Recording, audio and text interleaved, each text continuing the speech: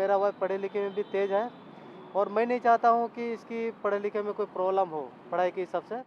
और मेरा क्वालिफ़िकेशन नहीं है, मैं पढ़ाई ज़्यादा नहीं किया हूँ, नॉन मैट्रिक हूँ। मैं सोचता हूँ कि मेरा वाइफ को अगर पढ़ लिख के कोई आगे बढ़ाऊँ, तो कल के दिन में याद करेगा मेरा हस्बैंड हेल्प किया। कहते हैं यदि आप में कुछ कर गुजरने का जज्बा हो तो परेशानियां भी आपके सामने नतमस्तक हो जाती हैं। कुछ ऐसा ही कर दिखाया है झारखंड के रहने वाले धनंजय मांझी ने, जिन्होंने अपनी गर्भवती पत्नी को एग्जाम दिलाने के लिए झारखंड से मध्य प्रदेश के ग्वालियर तक का 1200 किलोमीटर का सफर स्कूटी से तय किया। झारखंड के टोला गांव के रहने वाले धनंजय मांझी की पत्नी अनीता डीएड में सेकेंड ईयर की छात्रा हैं। धनंजय गुजरात में कुक का काम करते थे, लेकिन लॉकडाउन की वजह से उनकी नौकरी चली गई। तब से ही वह घर पर थे। जब पत्नी की एग्जाम डेट आई तो उन्होंने ग्वालियर बस से आने की सोची। प्राइवेट बस वालों से संपर्क किया तो पता चला कि एक व्यक्ति का किराया 15,000 रुपए लगेगा, लेकिन उनकी माली हालत ऐसी नहीं थी कि इस खर्च को वहन कर सके। तो उन्होंने ट्रेन की टिकट बुक कराई, लेकिन ऐन वक्त पर ट्रेन भी कैंसिल हो गई। धनंजय के पास पत्नी को परीक्षा के लिए मध्य प्रदेश के ग्वालियर पहुंचाने का कोई रास्ता नहीं था। तब उसने खुद पर ही भरोसा किया और 6 महीने की गर्भवती पत्नी को स्कूटी पर लेकर ग्वालियर पहुंचने की ठान ली। रास्ते के लिए पेट्रोल और खाने की व्यवस्था अगली चुनौती थी। इसके लिए पत्नी ने अपने गहने गिरवी रख इस समस्या का भी समाधान ढूंढ लिया।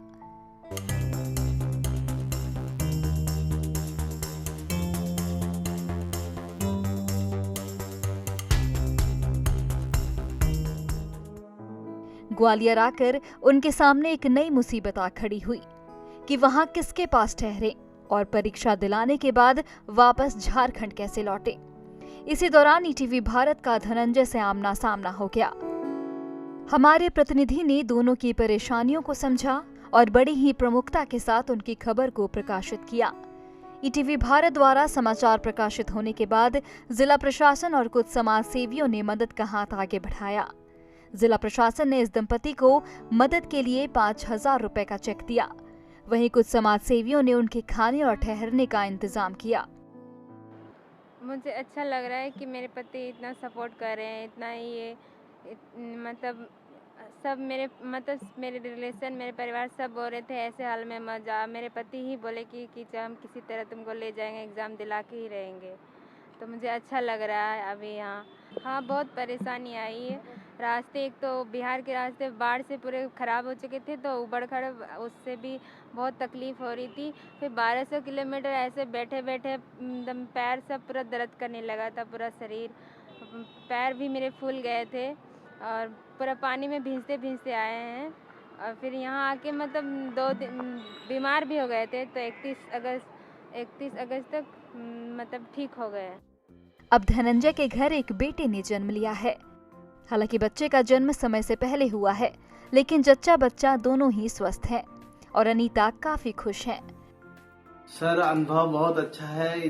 जिस कष्ट में हम लोग यहाँ से गए थे ग्वालियर, और वहाँ से जब हमको सुविधा मिला, यहाँ से फ्लाइट से आने वाला ने फ्लाइट से हमको भेजा घर पे, घर तक हम लोग को सही सलामत छोड़ा। और इसलिए छोड़ा, उनको पता था कि गर्भावस्था में इस स्कूटी से आना बहुत कठिन था, इसीलिए वो लोग ने फ्लाइट का टिकट भेजा था। और उसके बाद भेजने के बाद में हमको यहाँ आने के बाद में कुछ ही दिन के बाद में 1-1.5 महीना के बाद में हमारा जो डिलीवरी हुआ मेरा बीबी का, और अभी बच्चा हो गया, अभी लड़का है। बहुत खुश हूँ। तो बहुत अच्छा कह रहे हैं, क्योंकि इतना एग्जाम देने के लिए बहुत कठिनाई से गए थे। कोई साधन उधर नहीं था, घर में पैसे भी नहीं थे, जिस वजह से मतलब स्कूटी से जाना पड़ा था। लेकिन वहाँ जाके मतलब ग्वालियर में जाके वहाँ के मीडिया प्रशासन सब ने इतनी मदद की कि जिस वजह से वापस आए अच्छे से एग्ज़ाम देके। जिस लिए मैं संघर्ष कर रही हूँ, वो मैं टीचर बनने का मैं बनना चाहती हूँ और मैं संघर्ष करती रहूँगी जब तक टीचर ना बनूँ। और साथ में अपने बच्चे को भी मतलब आगे पढ़ने के लिए सारा चीज़ सुविधा देना चाहती हूँ।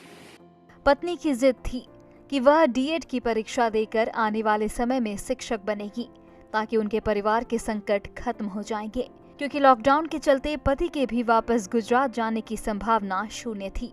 पत्नी के जज्बे को सलाम करते हुए धनंजय ने उसका साथ देकर पति होने का फर्ज अदा किया।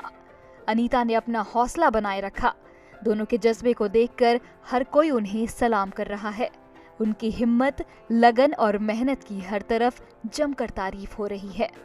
Bureau report, ETV Bharat.